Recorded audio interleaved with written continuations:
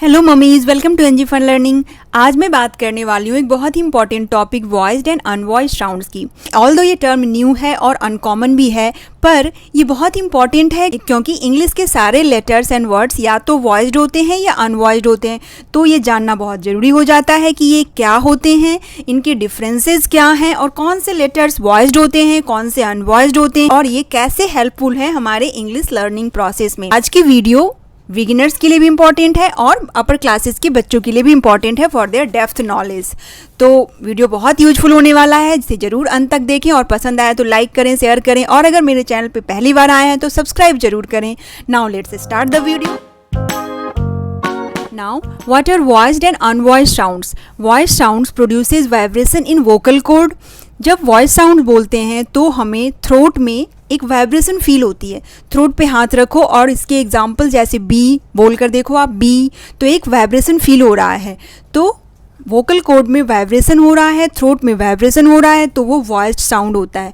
और अगर वाइब्रेशन नहीं हो रहा है, जैसे एफ, फ, क, बच्चे को बोलो वो अपने हैंड को थ्रोट पे रखे और फिर बोले। थरथराहट सी फीलिंग आती है वाइब्रेशन इन लेटर्स को बोलते समय।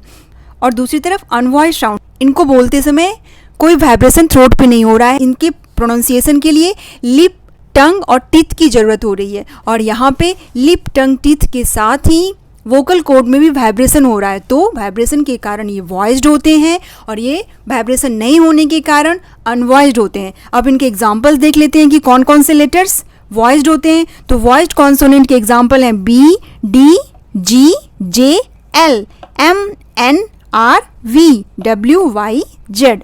ये तो हो गए voiced consonant. Voiced consonant digraph हो गए एन, जी, एस, जेड और टी एच। टी एच यहाँ कॉमन होता है, वॉइस्ड में भी आता है और अनवॉइस्ड में भी आता है। वॉइस्ड में टी एच का साउंड द होता है और अनवॉइस्ड में थ।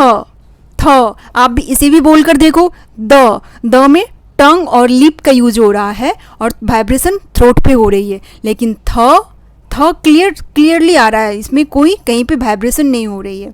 इसी तरह से अनवॉइस्ड कॉन्सोनेंट हो गए एफ, के, पी, एस, टी, एफ, के, पी, एस, टी, ये हो गए वॉइस्ड, ये हो गए अनवॉइस्ड कॉन्सोनेंट।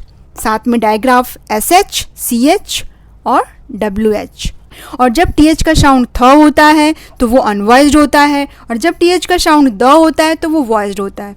और साथ में all the vowels and diphthongs, ये भी याद रखना है। ये हो गया इनके डिफरेंसेस और इनको याद रखने का तरीका कि केवल 5 कॉन्सोनेंट एफ, के, पी, एस, टी और ये 4 डायग्राफ अनवॉइस्ड होते हैं। बाकी सारे लेटर्स इंक्लूडिंग वॉवेल्स, डिप्थोंग्स सब वॉइस्ड होते हैं। सभी के प्रोडक्शन में हमें वाइब्रेशन फील होता है हमारे थ्रोट में या वोकल कॉर्ड में।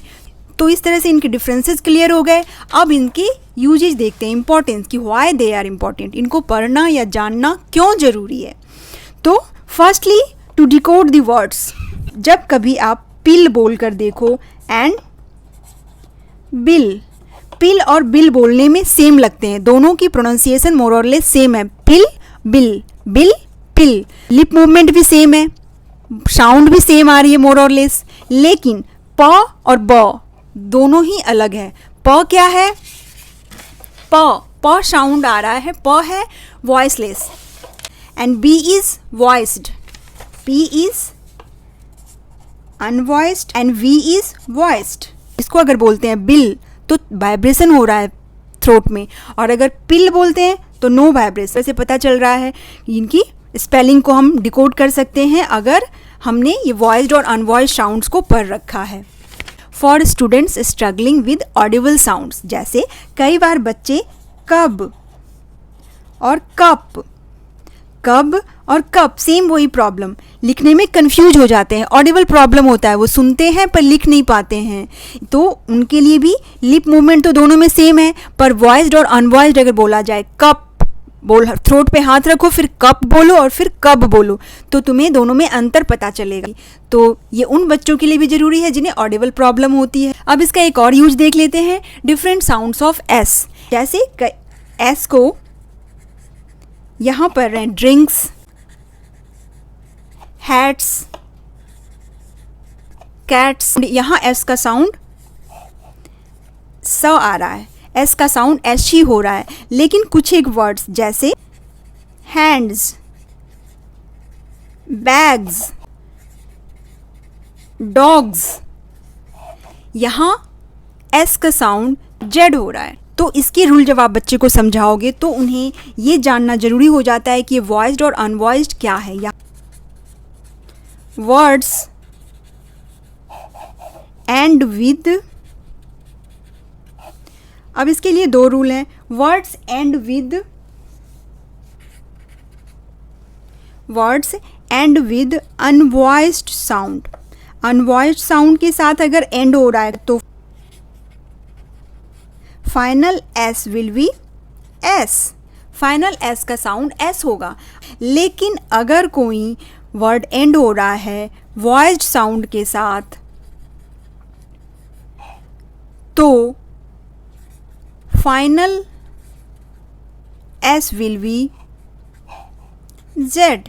ये रूल है, अगर वॉइस्ड साउंड है एंड में तो जेड हो जाएगा, अगर अनवॉइस्ड साउंड है तो एस ही रहेगा। जैसे यहाँ पे के है, के इज अ अनवॉइस्ड साउंड, के is a अनवॉइस्ड sound. T, T भी क्या है, अनवॉइस्ड साउंड। के और टी अनवॉइस्ड है, इसलिए इनका साउंड फाइनल एस का साउंड एस ही रहने वाला है। लेकिन यहाँ देखते हैं डी, जी, ये क्या है, डी और जी वॉइस्ड लेटर हैं। वॉइस्ड लेटर के साउंड अगर एंड हो रहा है तो final S will be Z. ये रूल बन गया। तो अगर बच्चा ये वॉइस्ड और अनवॉइस्ड साउंड को जानता है तो वो अच्छे से बोल जान पाएगा, इजीली समझ जाएगा कि क्यों ये एस यहाँ पे ड्रिंक्स में एस एस है और हैंड्स में एस जेड हो गया। और वो हैंड्स को हैंड्स नहीं पढ़ेगा या डॉग्स नहीं बोलेगा, डॉग्स बोलेगा। और अगर कोई पूछ दे कि ये डॉग्स क्यों बोल रहे हो तो क्लियरली एक्सप्लेन कर पाएगा कि ये इसके रूल्स होते हैं। तो इस तरह से वॉइस्ड एंड अनवॉइस्ड साउंड्स जानना बहुत यूजफुल है। सो ये था आज का वीडियो। आई होप ये छोटी सी इन्फॉर्मेटिव वीडियो आपको पसंद आएगी। पसंद आए तो लाइक करें, शेयर करें, और अगर मेरे चैनल पे पहली बार आए हैं तो सब्सक्राइब जरूर करें। Thanks for watching, bye bye.